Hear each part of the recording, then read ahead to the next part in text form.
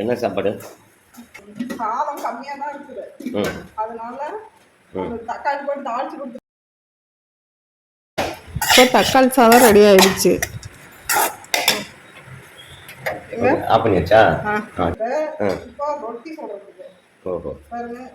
கோதுமை மாவு கொஞ்சம் எடுத்துக்கிட்டேன். கோதுமை மாவு, அதோட உப்புத்தூள் கொஞ்சமா சோடாப்பு கட் பண்ணி போட்டா எடுக்காம சாப்பிடுவோங்க. அதனால கட் பண்ணி கருவேப்பிலை, அப்புறம் கட் பண்ணி போட்ட வெங்காயம் கட் பண்ணி சேர்த்தணும்.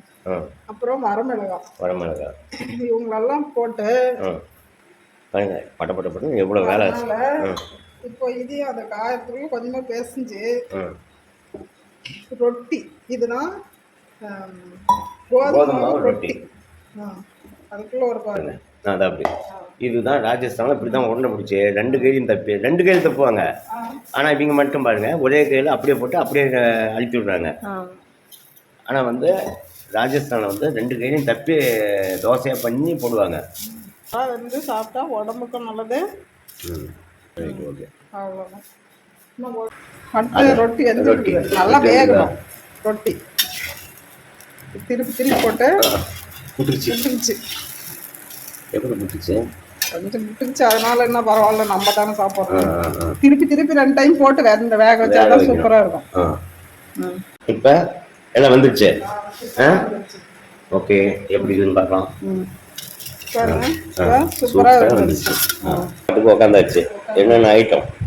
தக்காளி சாதம், வடை, மிக்சர், அப்புறம் ரொட்டி, கோதுமை ரொட்டி, தக்காளி பச்சடி. அது என்னன்னு பார்க்கலாமா? அவ்வளோதான். சூப்பராக தக்காளி சாதம், அப்புறம் அதுக்கு சைடிஸ் மிக்சரு, வடை வடை. அப்புறம் பார்த்தீங்கன்னா இங்கே பாருங்க, இது கோதுமை ரொட்டி தானே. கோதுமை ரொட்டி, வெங்காயம், மிளகா எல்லாம் போட்டு, வெங்காயம், வரமிளகா, கருவேப்பிலை போட்டு அப்படியே சூப்பராக இருக்குது. டேஸ்ட்டாக இருக்கும். அப்புறம் அதுக்கு செஞ்சுட்டு அந்த தக்காளி வணக்கினது கொஞ்சம் வேணும்னா தொட்டுக்கலாம். நாம வந்து தொட்டுக்க தேவையில்ல, அப்படியே சாப்பிடலாம். இதுதான் நம்ம வீட்டில் சமையல். எப்படி இருக்குது? சூப்பராக இருக்குதா? சாதம் கம்மியாக இருந்ததா, அதனால இப்படி விளக்கியாக பண்ணியாச்சு. ஒரு 2 ரொட்டி போட்டுக்கிட்டுங்க. ஆளு கொஞ்சம் சாதம், ஒரு ரொட்டி. Okay, done. ஓகேங்க, அடுத்த வீடியோவில் பார்க்கலாம். பாய்.